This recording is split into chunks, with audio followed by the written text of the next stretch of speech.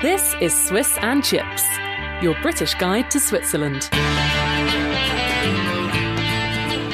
Hello and welcome to Swiss and Chips. My name is Simon. And I'm Joe.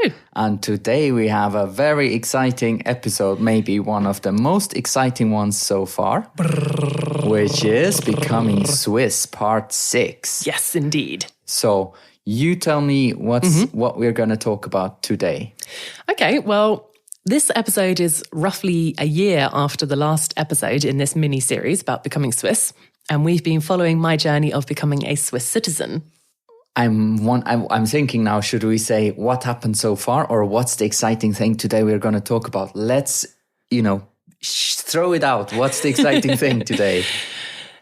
They accepted me into the Swiss citizenship. Ooh. Yep, exactly. Confirmation arrived. Just like that. Letter plopped into the letterbox and it was, hey, So you are congrats. 100% Swiss now. 100% Swiss and still 100% British. So 200% of a person is what I am. 200% Nationalityness occurring in this person. Perfect. Exactly. Fabulous. So congratulations. Thank you very much. It's all done now. And before we dive into it, how it all came together and what happened in the last year since our last episode, let's quickly try to sum up what happened before. The last episode was about the interview. It was, yeah. And what happened before the interview and until then so far? Well, in one sentence. Short summary of my life is I was in Switzerland for 10 years. Then I went to the citizenship office in Bern and found out how to apply to become Swiss, because that's when you can begin your journey after 10 years. Obviously, it differs depending on the commune, canton, and so on, where you live in Switzerland. All the different rules and regulations and stipulations are slightly different. So that's the big warning that comes with this. And from that point on, I gathered the various documents, the certificates from where I'd lived to the German course I'd taken and so on. Then I handed it all in. Then I was allowed to take the multiple choice test. I passed. Yes, turns out it's not that difficult if you can memorize a book. And of course, you're very well integrated. If you can memorize a book, I mean, that maybe you have to say a little bit more specific. You don't really actually have to memorize a book. You have to read it. Basically, there's a test on knowledge about Switzerland, general knowledge about different areas like geography, the school system, retirement system, language, things like that. And they give you a couple of choices of helpful books that you could read to prepare for the test. And they have practice tests in them. Yeah. And basically, if you read the book and do the practice tests and can remember it a little bit, then you should be okay. Just to mention this at this point, we've got also a separate episode about that. Exactly. So, and the last thing that happened was the interview, and also that we've got another episode. We will link all the episodes in our show notes on our website, which is called swissandchips.com. So we don't have to talk all about these again. But the interview happened last year, mid-September, and the person said it's roughly 1 or 1.5 years it will take. Exactly, yep. To the final decision. Right. The final decision came now at beginning of August. Yes, the letter came then. So they decided mid-July. I don't know why the letter took 2 weeks. Like 10 months or something. Yeah. So what happened in these 10 months? Well, I'm glad you asked because they gave me a very nice, colourful flowchart, which I'm holding here in my hand after the interview. And it shows all the different places that my actual paper application of 50 size was going to go to. Maybe we can put the picture of this also on our website in case people are interested in it. Yeah, maybe. Well, not maybe, we will. Okay. Sure. So it's color-coded as well. It's very cute. Somebody obviously made it in Word and made nice little coloured boxes on it. And your application goes through the commune level and they approve it. You have to pay some money. And how you find out how your application is processing is that you get different bills in the post. I love this bit. You're smiling. So it went through the commune and then a letter arrived in the post. This was in December last year, at the very end. And it said, hey, congratulations. We've decided that you're suitable to have the citizenship in the city of Bern. Please pay us some money now. Freundliche Grüße. So the Gemeinde Bern, the commune said yes. They said, yes, you've passed our, standards kind of thing. And then how much did I have to pay? Because I know people are interested in this. It was 400 francs in total. Okay. I paid 200 at my interview, and I'm pretty sure I had to pay in cash. But that's, that's just how it was there. So I got a nice step one receipt. taken, then it went on to the canton, which is... Canton? Yeah. How do we explain canton?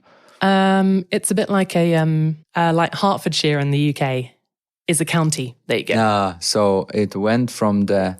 Or a state, like in the US kind of thing. County, state-ish. Exactly, right. And there they also said yes, and you paid... They said yes. The letter came in January, so that was pretty quick afterwards. And that cost 1,150. Blimey.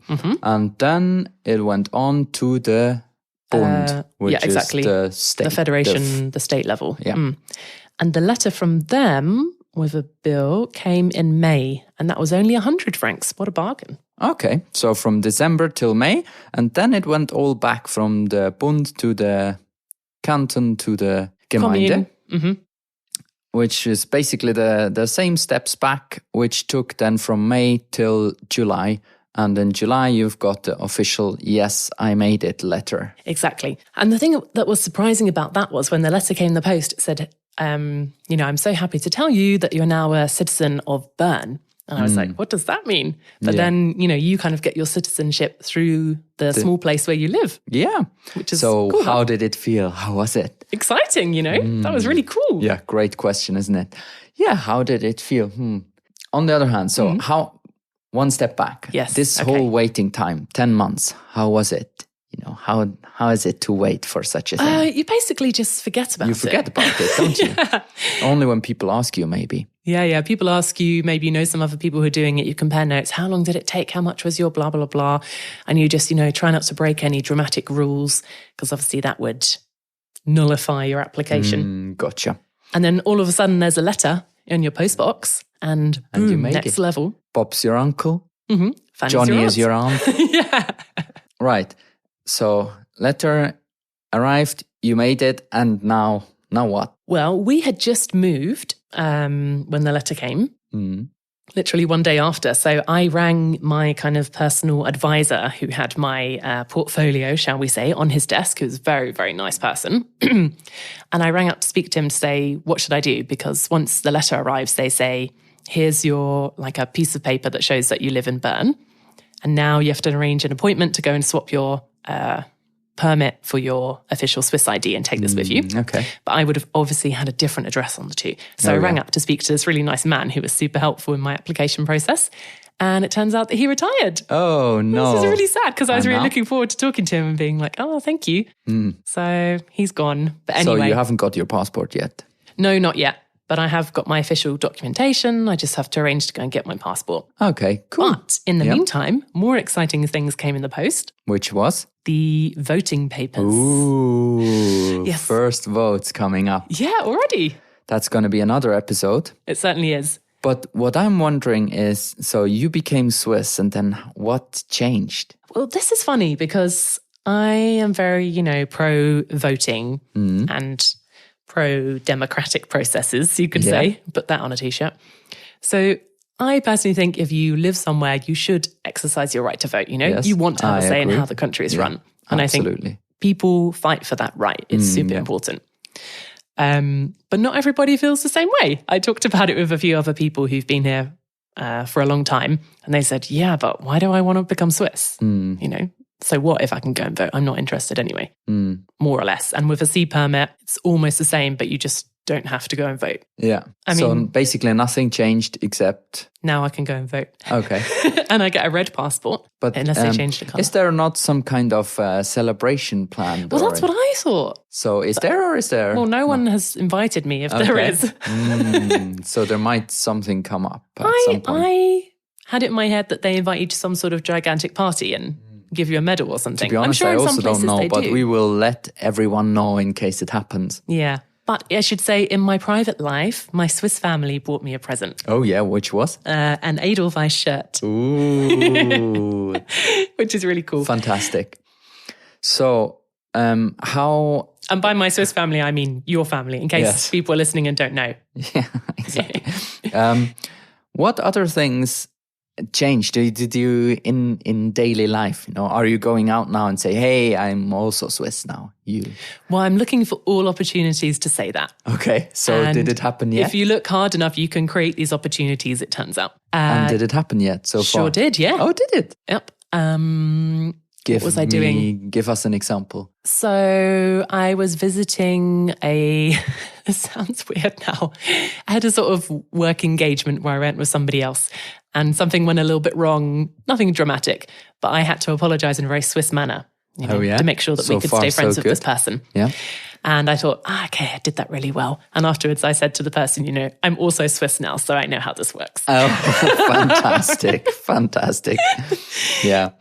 And when else have I said I'm also Swiss? I think that's enough.